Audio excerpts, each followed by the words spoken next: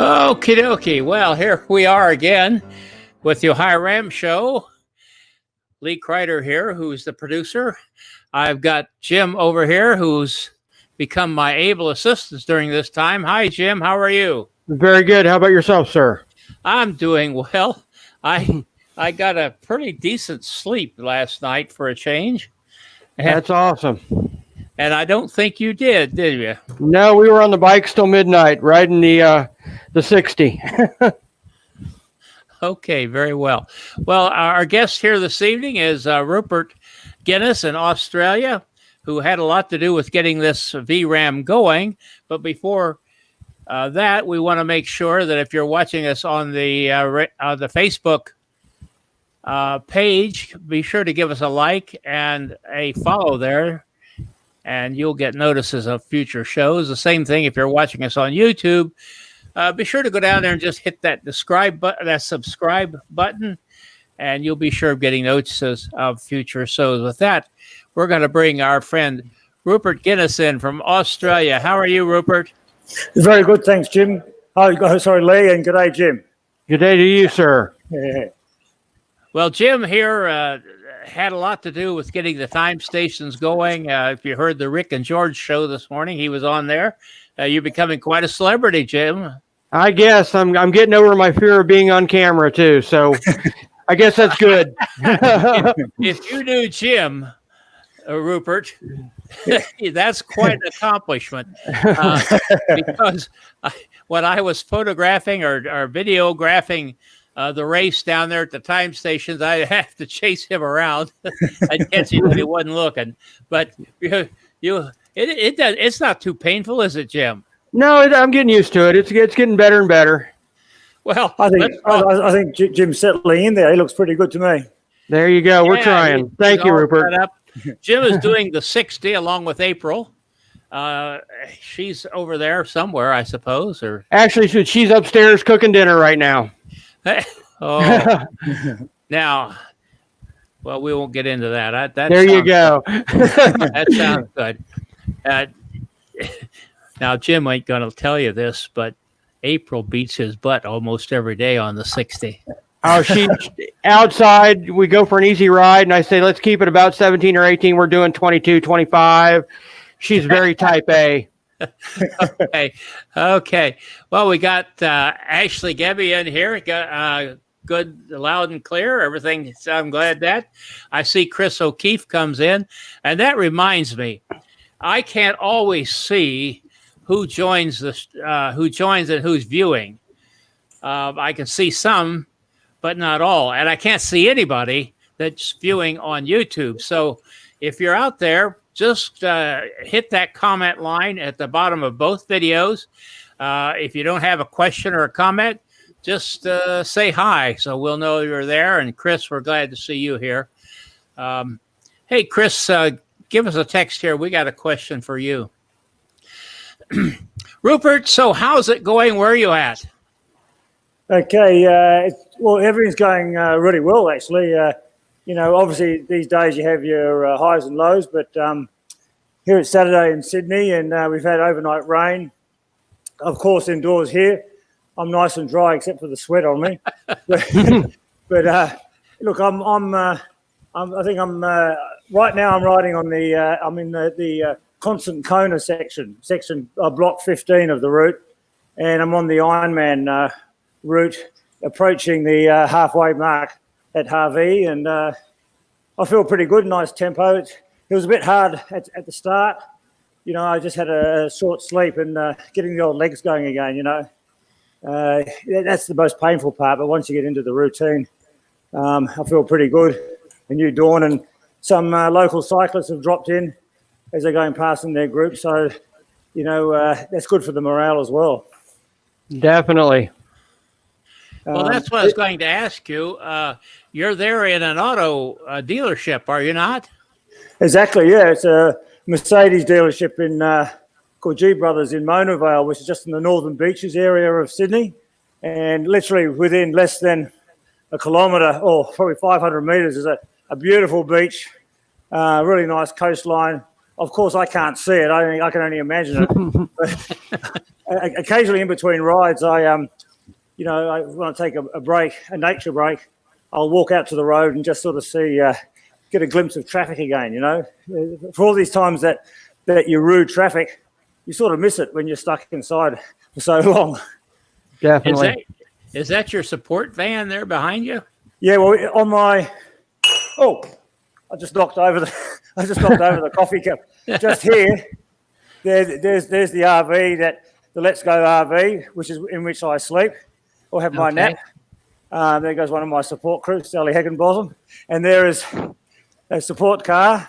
So we've sort of tried to put a VRAAM mood into things by setting it up so we've got the support cars behind us, just to create a bit of fun. If it's going to be virtual, you might as well try and make it as virtual as possible. Yeah. That's awesome.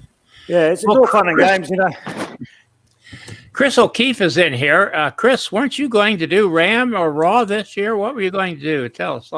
Let us know. I kind of forget. Something like that. So what have you learned, Rupert? How long's a piece of string? They'll probably be like just working backwards when the dust settles, and next week I'll probably think of a lot more things. But firsthand, I've learned I've really been able to experiment or learn more about efficiency with nutritional patterns and sleeping patterns.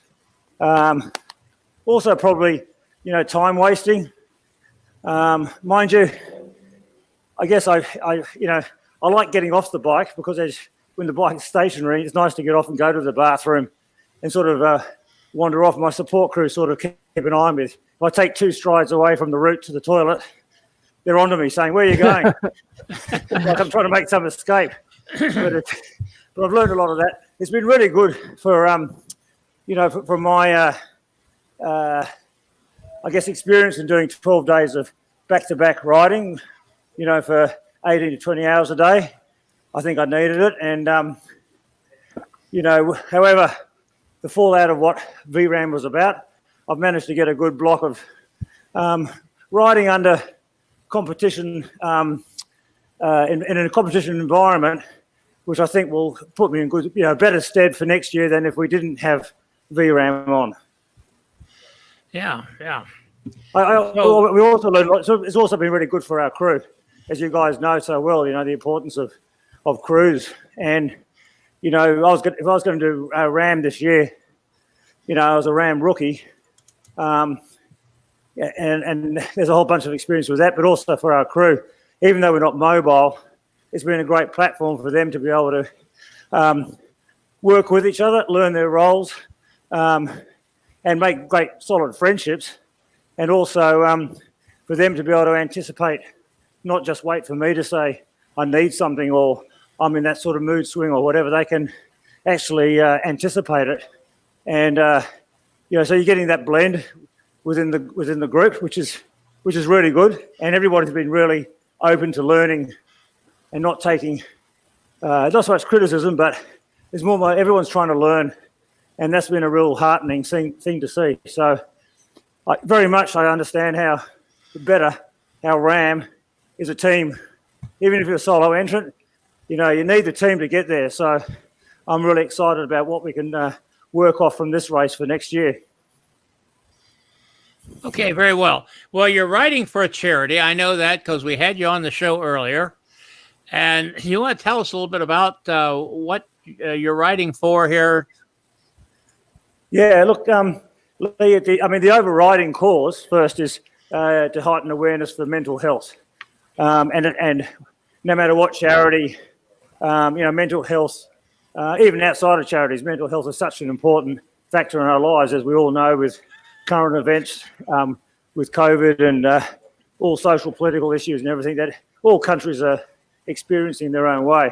Mental health is one of the consequences where we need to create awareness for, because everyone's impacted that way. Crossing the Line Sport is a charity which I've been linked with for several years now. It's not just an Australian charity; it's a international charity.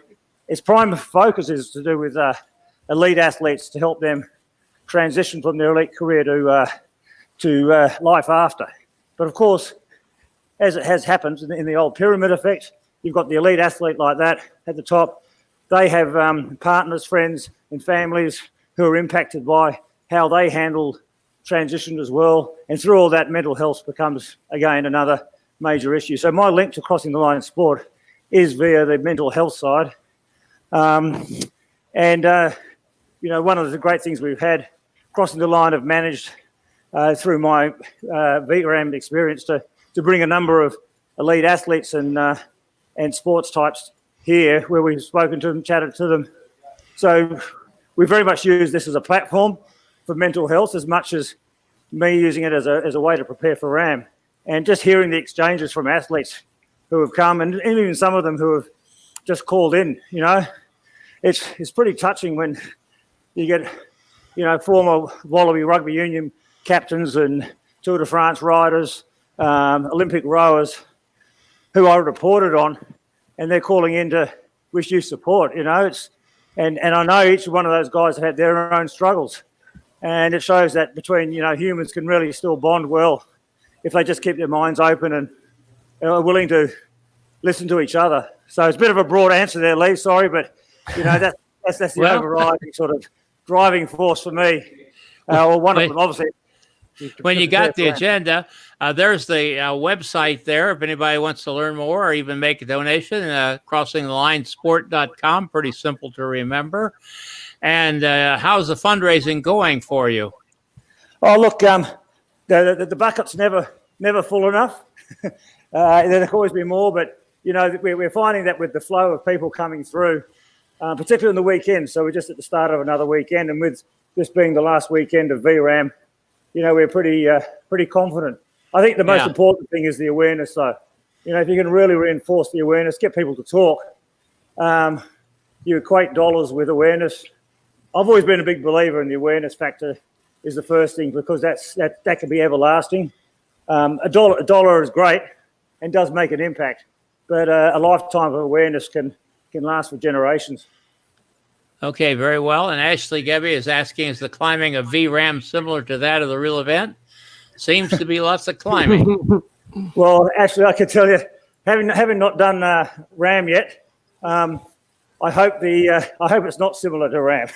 But I think it's about 20,000 meters more of climbing in VRAAM than in RAM. But hey, I'm not underestimating RAM at all. I totally respect RAM and as much as I ever did beforehand. So I've never been one for sort of getting into comparing events too much, because they are different, and that it may be a difference. And both events, I would imagine, have different challenges in their own way. So, but I know there's a lot of climbing, and a lot of the rides that we do. A lot of them just end with, they're more like mountain time trials, and then there's another mountain time trial and another one, and then you go, my gosh, you haven't got those long descents to sort of recover. But that's the challenge. I guess you got to be aware of the route as well. I guess that's the lesson, to study the route that you're going to ride. That's probably another thing I've learned. Well, listen, there's a photographer back there shooting some pictures. Is he a part of the crew? Yeah, that's Troy. He's a photographer. I've got to be wary of him. I'll tell you, I'm glad you pointed that, because he sometimes takes pictures of me without me knowing, and now I know he's back there. And Troy's actually, he's our medico as well. He works as a paramedic. And if I can put a shout out to the paramedics, if that's okay, Lee, around the world, because they're the front line. One of the front liners out there helping people, and they really, handle things, obviously really traumatic, tragic situations really calmly. So Troy, there, he's one of those guys. So thanks to all the paramedics. You tell him that if he's got a good shot of your setup here with us on, we'd like to have a copy of that. Okay, I'll let Troy know. We might use it for promotion sometime. Although we'll probably have my ass in there. We're all a part of the family here, folks. It doesn't really matter. Hey, I want to give a shout out to Tom Fanning, who's in here, and John Hoopengarner, my buddy up there on the other corner of Ohio. And he's helped us here on the show a number of times. How you doing, John? Say something. And again, I want to remind you, I cannot see everybody that might be watching. So if you're watching either on Facebook or YouTube, just go down there to the comments sections, just say hi so we know you're here. We'll be glad to shout out to you. And Chris says that VRAAM is tougher on climbing, no doubt. Jim, what have you got on your mind? Basically, just curious. Rupert, have you done a lot of trainer riding before this, or is this really your first time long period on trainers? Sorry, Jim, I lost the beginning of that question. Basically, have you done a lot of training riding before this, or have it mainly been outside? Oh yeah, I think I got most of that. I was training for RAAM. Obviously, I was training for RAAM up until it got officially cancelled. Even when there was doubt, I thought I'd rather keep on the program. Obviously, that was principally on the road until it's definitely cancelled. I would have hated to go to RAAM and lament not having used every week. But then, as soon as it was cancelled and VRAAM came up as an option, I also had to get used to doing more work on the home trainer. I didn't do anything on the rollers as such, but on the home trainer, and there was a mad rush for home trainers out of bike shops. So that was a race in itself to get hold of one. Yeah. And then getting used to the monotony or the apparent monotony, that is a key serious element of these type of events. And you have to get pretty imaginative. I mean, I wouldn't say I was that imaginative, probably pretty simple, really. I made sure I had a laptop with Netflix. I had my Spotify files updated. And that was basically it, really. That's cool. Yeah, I know trainers can be monotonous as they go. Yeah. Yeah. It'll be interesting to see whether I get onto the trainer next week. I doubt it. I think next week I won't go anywhere near a trainer. There you go. Got a question, Rupert. Are you going to stop at the end of 12 days, or are you going to try to go all the way to Annapolis? I'm going to stop at 11 p.m. I know this has been a discussion point. I've got a very important work meeting on the Monday, anyway. The next day regarding a book I'm working on. But one of my principal purposes was to get 12 days of hard riding and to see what I can do in those 12 days. So, my mindset, once I committed to VRAAM and started racing, it was around 12 days. But, it's great that the option's there that the roads are still open for people to go to 14 days or whatever it takes to finish the course, So everyone has their decision. I don't think there's any right or wrong. Everything's, everyone has a purpose. Some people, may have to go. Other people may have to go to work on the Monday. So, anyway, I'm not making any judgment on that. Just that's the reason why I'm riding out to 11 p.m. Sydney time for the finish of VRAAM. Okay, well, I think it's very nice of Full Gas or whoever does this to allow it to remain open, so that some people, I know there are people who want to complete it. Rupert, It's been good to have you with us and talk to us a little bit. We're going to let you get back to your concentrating on your business of riding. I want to thank all those of you watching on YouTube and on Facebook. Jim, you got anything more before we leave you'd like to talk to him about? No, I just basically want to say keep going and finish strong. And we're glad that you guys got this together so quickly. It works really well. Yeah, thanks. Thanks, Jim. Thanks, Lee. And if I could just wish my best to everybody else who's still riding out there, and hope you all have a strong finish, and to the support crews behind those people, all the best and well done for supporting the riders as much as you have, and enjoy, an achievement and being a part of something that was a first time event. Yeah, sure, there's going to be areas that can be looked at as to how it may have been done better or differently, but first time events are always, they're first time events, and you never know how one thing's going to work. And whatever happens, you played a part in some in the history of ultras distance riding. So enjoy that for what it is, and all the best for your recovery. Definitely. Yeah, okay. Well, thanks for being with us. It's been great to get to know you, Rupert, and we wish you well with your charitable work. I think that's extremely important. Again, you can learn more about it at crossingthelinessport.com, as you see there on the screen. And hang around a little bit. We're going to just sign off here in a moment. We'll be right back, okay? Well, thank you, Rupert, and thanks, of course, to Jim, and thank you all of you who are watching this other version of the Ohio Ram Show. We're going to be back together, Jim and I, in about 2 hours. We're going to go back to the Isle of Guernsey, where we're going to meet with Hoppo again to talk with him, see how he's doing. And that will be at 9 p.m. Eastern Daylight Time. That's 1 o'clock in the morning, Universal Time, 2 o'clock in the morning for Hoppo, though in Guernsey, British summertime.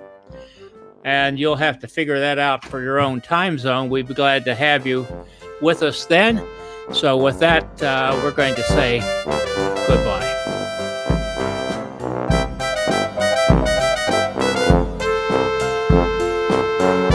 This is Gregory Zuber, thanking you for watching and sharing. Music by Kevin MacLeod.